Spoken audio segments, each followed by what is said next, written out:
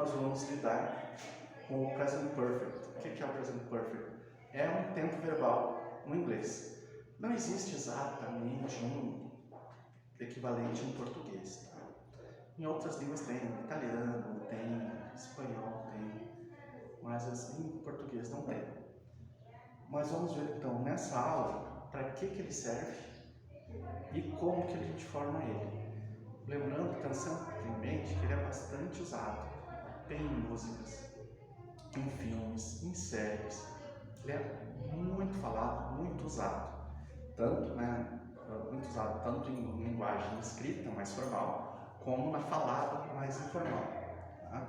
Então, nós vamos tratar primeiro da formação dele. Como que eu formo esse verbo?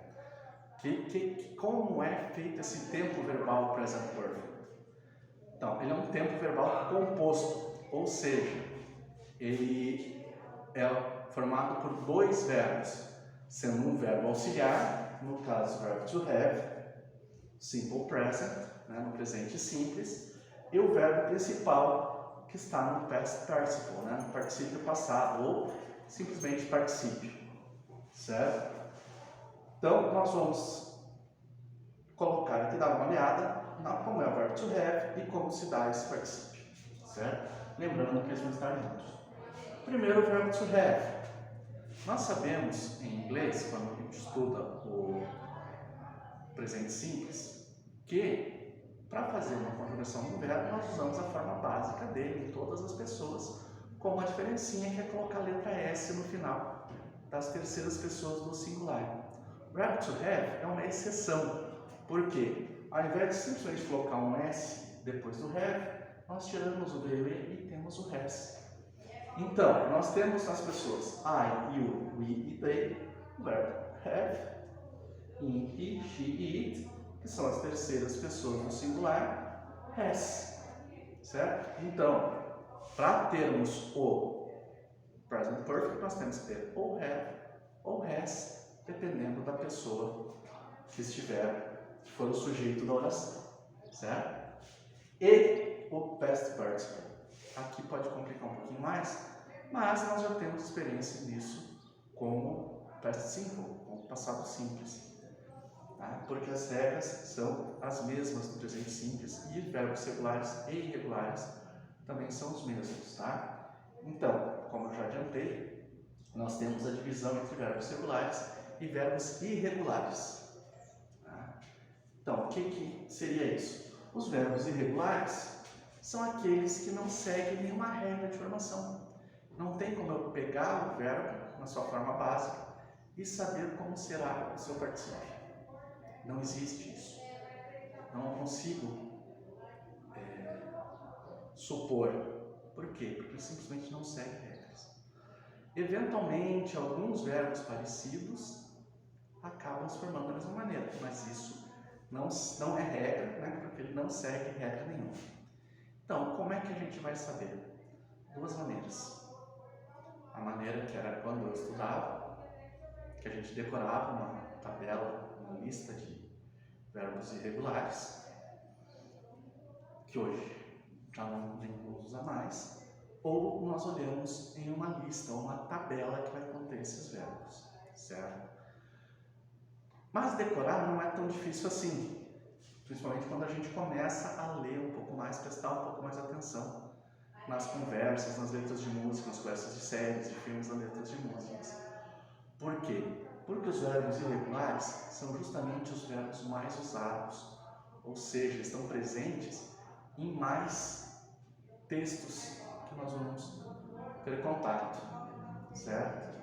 E, em termos acadêmicos, nós teremos sempre, né, na escola, nós vamos ter listas ou tabelas como essa aqui, que trazem verbos irregulares. Então, normalmente tem essa forma básica, o infinitivo, o passado simples, ou o particípio passado, né, nosso particípio, e a tradução, né, past participle, simple past, infinitivo, certo? Nós vemos aqui,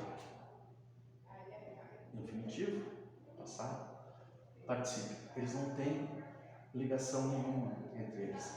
Cada um é feito de uma maneira. Então, nós vamos, mas professor, veja aqui, acabou com GHT, GHT, GHT, é igual aqui. Não é bem assim, porque vejam como eles são aqui no começo, eles não têm nada a ver um com o outro. Né? Então, eu não posso dizer acaba com ING, vai passar para o GHT, porque aqui um dos dois tem. Então são três formas diferentes. Então os verbos irregulares têm essa característica, tá? Não seguem regra, não seguem ordem nenhuma. Nós sabemos olhando na tabela. Tá? Volto a dizer, via de regra, as tabelas são organizadas assim. De algumas delas não tem o to aqui, tá? Mas normalmente está organizado por ordem alfabética, certo? E agora os verbos regulares. Verbos são regulares por quê? Porque eles seguem regras. Eles são formados a partir de regras fixas, que não mudam, certo? Então, qual é a regra? A partir dele tem uma regra geral, que essa regra geral é: coloca-se ed no final do verbo. Simples assim. Né? Como nós colocamos aquele s no final da terceira pessoa no presente simples, nós colocamos ed aqui no particípio.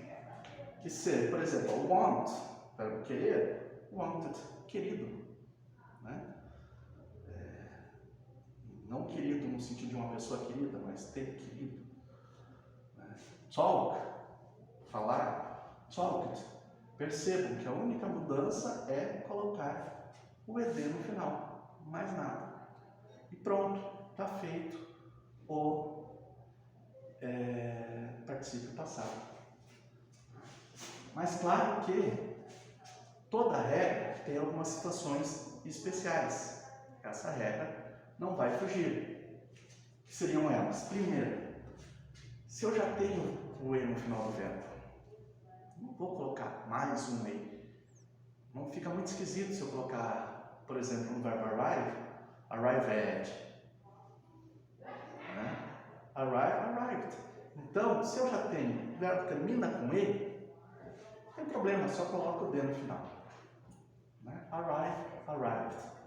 Dance, danced. Certo? Só colocando o d eu tenho o ed final, do mesmo jeito que o outro. Agora, os verbos curtos. Quando me refiro a verbos curtos, são verbos de uma sílaba só. Tá? Eventualmente, um ou outro verbo de duas sílabas, mas são poucos. Então, nós temos aqui, ó, stop, playing, são verbos curtos, pequenos. Stop, uma sílaba só. Play, uma sílaba só. E eles terminam consoante, vogal, consoante. Consoante, vogal, consoante. Consoante, vogal, consoante. Eu vou fazer acabar em ED também. Só com uma característica especial. Eu vou repetir a última consoante. Eu dobro a última consoante, né? Coloco ela dobrada, ela duas vezes. Certo? Stop, stopped. Play, played. Certo? Regrinha de escrita. Praticamente não tem influência na fala, mas é uma regra importante da escrita. Isso acontece em outros casos, em outras palavras, outros gêneros de palavras da língua inglesa também. Como essa próxima regrinha também, você já deve ter visto em alguns lugares. Que são os verbos que terminam em consoante Y. Como study e cry. Perceba, eu tenho uma consoante e o Y. São as últimas palavras, as últimas letras da palavra do verbo. O que eu faço? Eu substituo o Y por I e coloco o ED. Ou seja, eu continuo terminando em ED. A regra está mantida. É sempre a mesma regra. Acabar em ED. Aqui o que eu faço? Tiro o Y, coloco um I no lugar do Y e coloco o ED que vai ter em todos. Estão percebendo que essa regra geral sempre se aplica? Que é fazer acabar em ED? E uma observação só. Nessa última regrinha, dessa última situação especial, eu falei que são consoantes seguidas de Y. Se nós tivermos uma vogal antes do Y, é regra geral, só põe ED no final e acabou. Tá? Não tem o que pensar. Então, para fazer pensar o quê? Se eu tenho Se o verbo é regular ou irregular. E depois eu vou prestar atenção como esse verbo termina. E usos? Então, os usos do present perfect são principalmente uma ação que acabou de acontecer. I have just arrived. Daí nós vamos usar essa palavrinha just. Just quer dizer que nesse momento, I have just arrived. Eu acabei de chegar. Então eu coloco just entre o have e o arrive. Arrived, né? O verbo principal que é o chegar. Eu acabei de chegar. Outro uso, uma situação que começou no passado e ainda está em andamento. I have studied programming lately. Eu venho estudando, eu tenho estudado programação ultimamente. Não é agora que eu comecei, já faz um tempinho, mas está terminando agora. They've lost their house, eles perderam a casa. Uma ação que aconteceu no passado, mas afeta o presente, eles não têm casa até hoje. Ou ação que eu não sei exatamente quando, que seria Paul's read many books. Paul leu muitos livros. Ou alguma coisa que a gente nunca fez. I've never been to New York. Eu nunca estive em Nova York. A palavrinha aqui é never. Palavrinha importante para nós. Uns exercícios para a gente fixar. É só fazer, temos o sujeito, o verbo e o complemento, para colocar no present perfect. São 4 exercíciozinhos. E aqui estão as respostas. Certo, gente? Obrigado. Até a próxima aula.